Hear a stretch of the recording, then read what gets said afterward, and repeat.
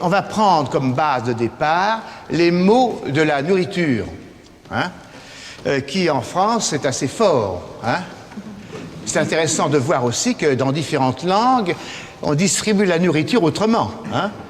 Si je dis par exemple beurre, du beurre, c'est pas la même chose que de dire butter. Hein? Le beurre anglais est en paquet déjà. Tandis que le nôtre, il est en motte. Hein? C'est pas pareil. Alors, on va travailler sur ce mot-là d'abord. Alors, vous vous mettez autour avec de la distance. Je suis au milieu, moi. Vous pouvez aller là.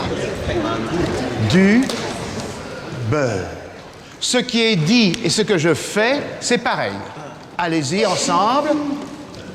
Du beurre. Du pâté. Du pâté. Ce qui est dit. De la viande. De la viande. Et de la purée. Allez, de la viande et de la purée. Voilà.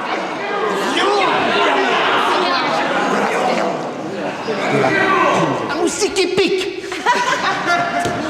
Un moustique qui pique. Un moustique qui pique. Un moustique qui pique. Un moustique qui pique. Un moustique qui pique. Un moustique qui pique. Un moustique qui pique. Un moustique qui pique. Une même chose est nommée différemment par certaines langues. Hein? Alors on va le voir plus spécialement avec les verbes. Alors si vous voulez, on va prendre le verbe prendre.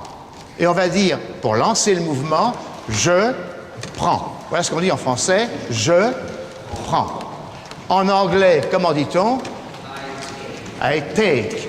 En espagnol, comment dit-on? Yo cojo. Yoko.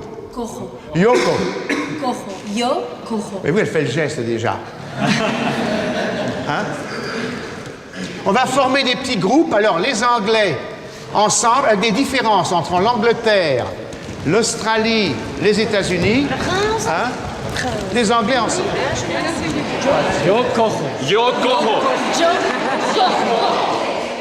Oui, je le prends, je l'amène. Dans une école où il y a beaucoup de nations différentes, quand les gens réagissent ensemble à une notion de justesse, c'est très important. Quelle que soit la culture, quels que soient les âges, ils sont réunis par quelque chose de commun. Donc, au fond de chacun, on ressemble aux autres, on s'assemble avec les autres dans un fond poétique commun. Et c'est très important, parce qu'en général, on cherche, dans l'éducation souvent, on cherche à donner à l'individu ses propres racines, savoir d'où il est, tu es toi, pas un autre. Alors ils sont tout contents d'être soi, pas un autre, mais à un moment, il faut mieux passer par le dénominateur commun en disant on est tous pareils, et si c'est différent, on le verra. C'est important cette notion de dépôt poétique commun. Et le mot poétique arrive justement pour montrer que bon, il y a des choses qu'on ne peut pas définir et que la poésie seule peut définir, c'est-à-dire ce qui est entre les mots, ce qui est invisible et tout ça. On va regarder plus spécialement les gestes. C'est intéressant que si on va plus loin, on trouve des nuances, évidemment, entre le Pays de Galles, entre l'Écosse, hein, les États-Unis, comme on a dit. États-Unis? I take. I take. I take. I take. I take. I take. I take. I take. I take. I take. Donc, qu'est-ce qu'ils font pour nous? Ils arrachent. Ils arrachent. Ils prennent pas. Ils arrachent. Pour la traduction, ça commence à être difficile.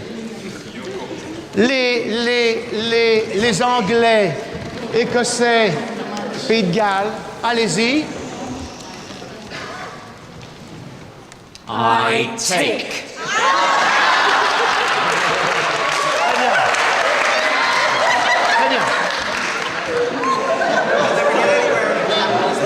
C'est très bien. C'est formidable, parce que autant il y a l'action chez vous, une action directe, non? Tandis que là, il y a... Mais il y a la même dynamique, hein? Plus diplomatique. Alors, on va regarder du côté des Nordiques et suédoises.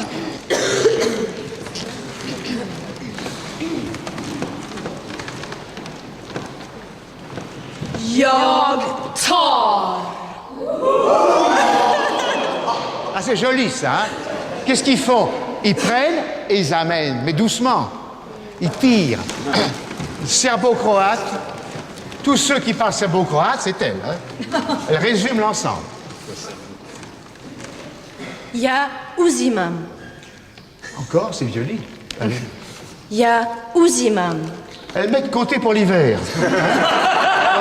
Uzimam. Oui, c'est latéral.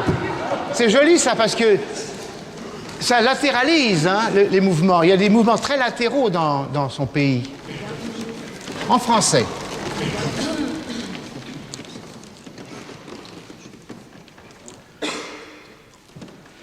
Je prends. Ce qui est dit, c'est à moi. C'est moi. C'est-à-dire, je fais corps avec. Hein? C'est clair, ça. Hein? Je prends. Je ploffe. J'ai la main dessus, j'y reste. Hein? Il n'y a pas de déplacement, il n'y a pas de fuite, on ne tire pas. Bon.